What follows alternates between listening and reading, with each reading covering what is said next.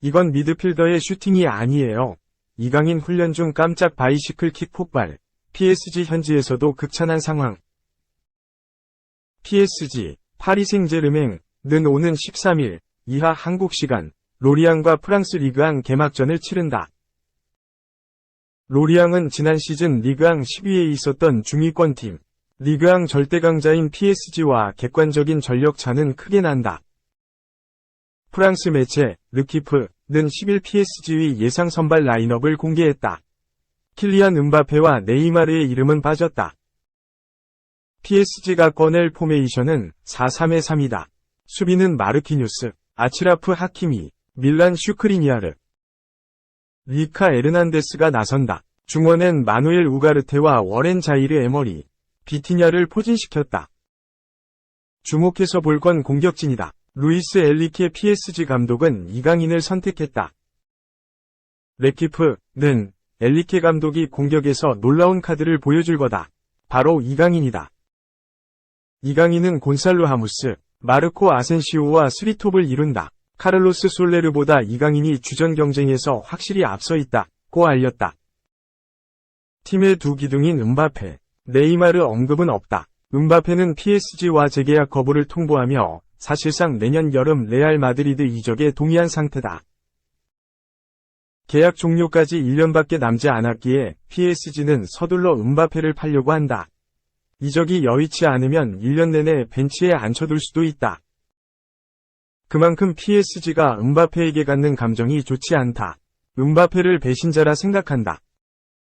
네이마르 역시 이적을 알아보고 있다. 실력은 여전히 세계 최고다. 다만 너무나 잦은 부상이 말썽이다. PSG는 이번 여름 엘리케를 새 감독으로 데려오며 새 판짜기에 나섰다.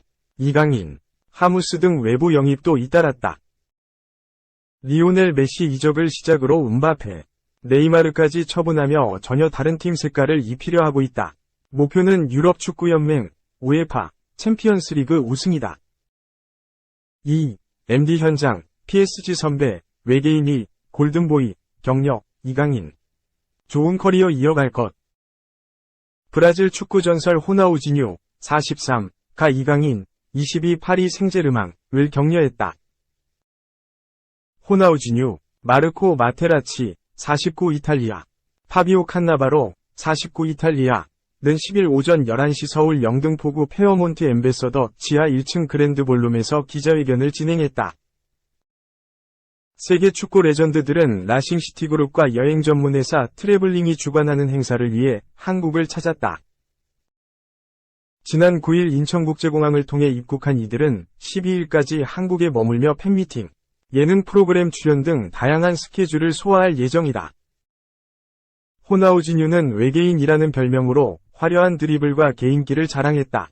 바르셀로나, AC 밀란에서 엄청난 활약을 보였고 브라질 국가대표로 2022년 한일 월드컵에 나서기도 했다.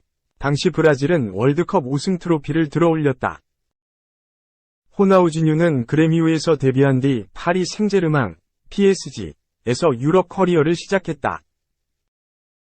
2001년부터 2003년까지 PSG에서 뛰었고 2002년 월드컵 당시 소속팀이었다. 골든보이 이강인은 이번 여름 이적 시장에서 유니폼을 갈아입었다. 마요르카를 떠난 이강인은 PSG와 5년 계약을 체결했다.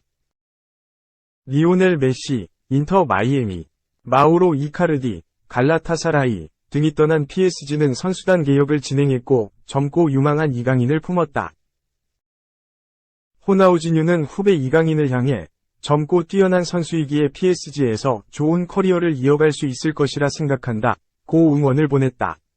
또한 호나우지뉴는 박지성을 한국 최고의 선수로 꼽기도 했다. 3. 이겨내지 못하네요. 올스타까지 다녀온 젊은 티. 실책 행진의 시즌 첫 2군행. 이유찬, 25 두산 베어스은 11일 군 엔트리에서 제외됐다. 올 시즌 첫 1군 엔트리 제외. 이유찬은 지난해 상무 야구단에서 전역한 뒤 올해 본격적으로 시즌을 준비했다. 빠른 발의 수비가 강점이었고 상무에서 타격도 한층 더 성장했다는 평가였다. 올 시즌 85경기에 서타율 2할 5푼 1리를 기록했다. 활용도가 높아 1군 엔트리에서 활약한 그는 감독 추천 선수로 올스타전까지 나갔다 왔다. 그만큼 두산에서는 이유찬의 역할이 중요했다. 최근 악몽 같은 시간에 결국 첫 재정비의 시간을 갖게 됐다. 지난 8일과 9일 잠실 삼성 라이온즈전에서 나온 송구 실책 2개가 결정적이었다. 8일 5에서 1로 앞선 9회 초 2루 수비로 출장한 이유찬은 외야 실책으로 한 점을 내준 가운데 후속 타자의 타구가 자신의 앞으로 오자 캐치에는 성공했지만 후속 송구가 좋지 않아 실책이 나왔다. 결국 2루 주자는 홈으로 들어왔다. 두산은 5에서 3으로 이기면서 이유찬도 미안한 마음을 덜 수 있었다. 이승엽 두산 감독은 9일 경기를 앞두고 이유찬에 대한 질문에 수비가 아쉬웠나 고 반문했다. 실책성으로 안 본다는 듯. 이 감독은 누가 했어도 1루에서 세이프가 됐을 것 이라며 선행주자가 3루에서 홈까지 들어온 건 실수였지만 이유찬이 아니었다면 공을 잡고 던지지도 못했을 것 이라고 했다. 이유찬은 9일 삼성전에는 9번 타자 겸 2루수로 선발 출장했다. 안타 한 방을 치는 등 믿음에 보답하는 듯했다. 그러나 3에서 3으로 맞선 9회 초 삼성은 선두타자 류지혁이 볼넷을 얻은 뒤 2루까지 훔쳤다. 호세 피렐라의 내야 안타와 오제일의 뜬공이 이어졌고 강한울 타석에서 포일이 나와 1-4-2, 3루가 됐다. 강한울의 타격이 이뤄졌고 원바운드된 타구를 이유찬이 잡았다. 이유찬이 홈 승부를 했지만 포수를 넘어 날아갔다. 결국 3루 주자가 홈을 밟았고 후속 타자의 안타로 6에서 3까지 점수가 벌어졌다. 두산은 4대6으로 패배했다. 7회에는 견제사까지 나왔다. 10일 잠실 삼성전이 우천으로 취소된 가운데 이 감독은 이유찬 말소에 대해 팀이 더 중요하다. 요즘 경기에도 많이 나가지 못하다가 오랜만에 선발로 나가니 본인의 기량이 안 나오더라. 내려가서 연습을 많이 하고 자신감도 찾았으면 좋겠다, 고 했다. 이 감독은 이어 올해 초반 유격수로 나가면서 실수도 많이 하고 불안했는데 2루로 이동하면서 안정적으로 됐다. 그런데 꾸준하게 못 가고 타격적으로도 안 좋다 보니 선수를 돌릴 수밖에 없었다. 김재호의 상태가 좋았고 강승호도 2군에 다녀온 뒤 좋아져 설 자리가 없어졌다. 라며 경기는 나가서 계속하는 사람이 경기 감각을 유지하거나 투수 대응을 하기가 수월하다. 아무래도 한 번씩 나가면 어려운데 이유찬이 못 이겨내더라 고 짚었다. 이 감독은 젊은 선수다 보니까 많이 공부하고 오면 좋지 않을까 싶다. 라며 한층 성숙해진 뒤 돌아올 이유찬의 모습을 기대했다. 이유찬이 말소되면서 안재석이 콜업됐다. 안재석은 올 시즌 주전 유격수 후보 중 한 명으로 꼽은 선수. 그러나 당장 유격수 출장은 미지수다. 이 감독은 김재호의 컨디션이 좋다. 양, 위지가 빠진 상태이니 내야진 구성을 잘 돌려야 할 것 같다. 안재석이가 2루와 3루, 1루 수비 연습까지 다 했다고 한다. 일단 경기 상황이나 투수를 보고 기용 방법을 결정해야 할 것 같다. 고 말했다. 4. 버림받은 MVP, 벨린저. FA 대박, 예약한 비결은?